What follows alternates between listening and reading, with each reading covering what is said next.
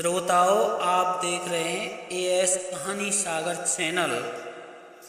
आज हम आपके लिए लेकर आए हैं रामायण की एक सुंदर सी कहानी। रामायण का एक प्रसंग। रावण ने कौशल्या को कब चुराया था?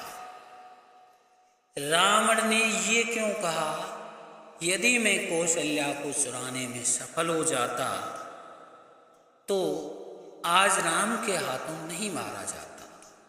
श्रोताओं, ये प्रसंग हमने आनंद रामायण से लिया है। राजा दशरथ अयोध्या पर राज्य करते थे।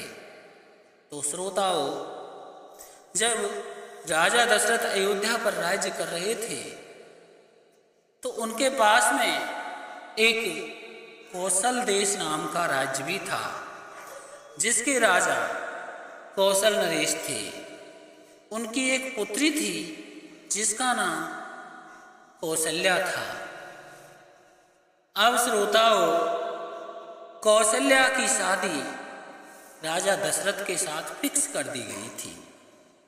कौशल नरेश ने लग्न भी भेज दी और 5 दिन बाद राजा दशरथ और कौशल्या की शादी होने वाली थी। अब श्रोताओं, राजा दशरथ उसी समय एक दिन सरयू नदी पर आते हैं और अपने कुछ मंत्रियों के साथ आकर के, और उनका मुख्यमंत्री सुमंत्र था, उसके साथ आकर के सरयू नदी में नौकायन करने लगते हैं और आनंद लेते हैं।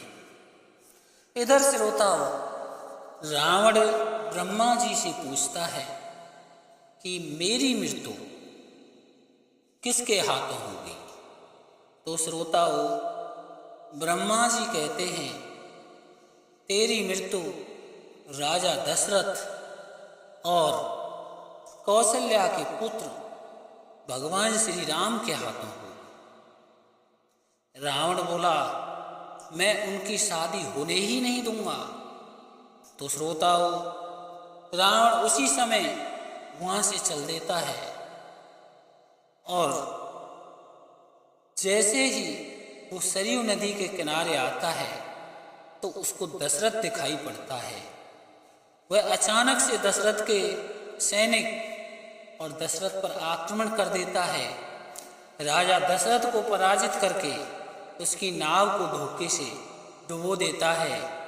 राजा दशरथ और उसके कुछ सैनिक थे, सबको नदी में डुबो देता है। डुबोने के बाद रावण अब कौशल देश के लिए जाता है। वहाँ कौशल नरेश ने बहुत अधिक सेना लगा रखी थी। श्रोताओं, रावण ने सोचा कि मैं इस कौशल नरेश से ऐसे नहीं जीत पाऊंगा, और पता नहीं इन्होंने कौशल्या को कहाँ छिपा रखा है, इसलिए मुझे कुछ करना चाहिए। तो श्रोताओं, रावण ने स्त्री का वेश धारण किया और पेटीकोट पहने और लुगाई बन करके वहाँ मंगलाचार हो रहा था तो मंगलाचार में जाकर के प्रवेश किया। जैसे ही कौशल्या को देखा और कौशल्या कमरे के अंदर गई तो रावण ने कौशल्या को चुरा लिया और चुरा करके अपने रथ में बिठा करके पुष्पक विमान में राजा कौशल से युद्ध करने लगा। कौशल को पराजित कर दिया और कौशल्या का अपहरण करके ले आया। अब श्रोताओं, रावण जब कौशल्या को रास्ते में ले जा रहा था तो सोच रहा था, यदि मैं इसे लंका में ले जाऊंगा तो देवता बहुत धोखेबाज हैं, कहीं ना कहीं से होकर के कौशल्या को जरूर ले जाएंगे। इसलिए मैं इसको एक पिंगलिन नाम की मछली थी, इसके लिए धरोहर के रूप में रख देता हूँ। वह मछली बोली, ठीक है। तो कौशल्या को एक बक्से में बंद किया और बक्से में बंद करके राजा रावण ने पिंगलिन मछली को दे दिया पेंगलिन मछली ने उस बक्से को एक द्वीप पर रख दिया, क्योंकि उसी समय उसके शत्रु उससे लड़ने के लिए आ गए थे। वह शत्रुओं से लड़ती रही। इधर राजा दशरथ और सुमंत्र मंत्री दोनों सरयू नदी में बहते बहते गंगा नदी में पहुंचे और गंगा नदी से सीधे समुद्र में जा पहुंचे, लेकिन दोनों जीवित बच गए और वो भी उसी द्वीप पर जा पहुंचे जहां पर वह बक्सा रखा हुआ था। वो द्वीप पर पहुंचे और बक्से को खोला तो बक्से में कौशल्या निकली। अब श्रोताओं, राजा दशरथ बहुत खुश हुआ। उसने कौशल्या को बाहर निकाला और उससे वही गांधर्व विवाह कर लिया। अब श्रोताओं, गांधर्व विवाह करने के बाद में उस बड़े बक्से में राजा दशरथ, सुमंत्र मंत्री और कौशल्या पुनः बंद हो गए और पेंगलिन मछली उनको निगल गई। श्रोताओं, अब रावण ने दरबार लगाया और ब्रह्मा जी को बुलाया।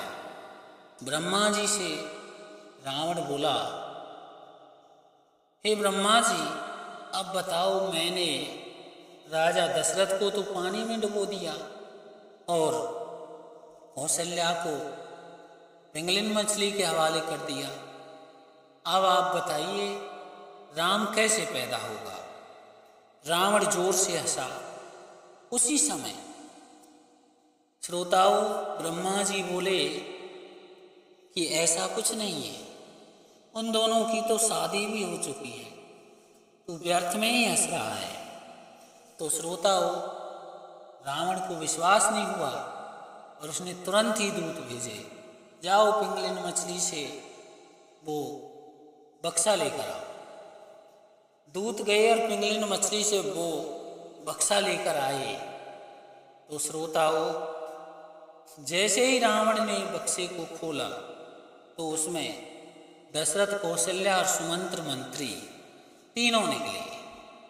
अब श्रोताओं, जब तीनों बाहर निकल कर के आ गए तो रावण को बहुत ज़्यादा गुस्सा आया और उसने उन दोनों को मारना चाहा, लेकिन ब्रह्मा जी ने मना कर दिया और कहा, यदि तू इनको अभी मारने की कोशिश करेगा तो अभी राम पैदा हो जाएगा और तेरी मृत्यु अभी हो जाएगी। इसलिए समय की गति को आगे बढ़ने दे और इन दोनों को अयोध्या छोड़कर आ, तीनों को ले जा करके, और तब तक सुखपूर्वक रहो, क्योंकि समय की गति को कोई नहीं मिटा सकता।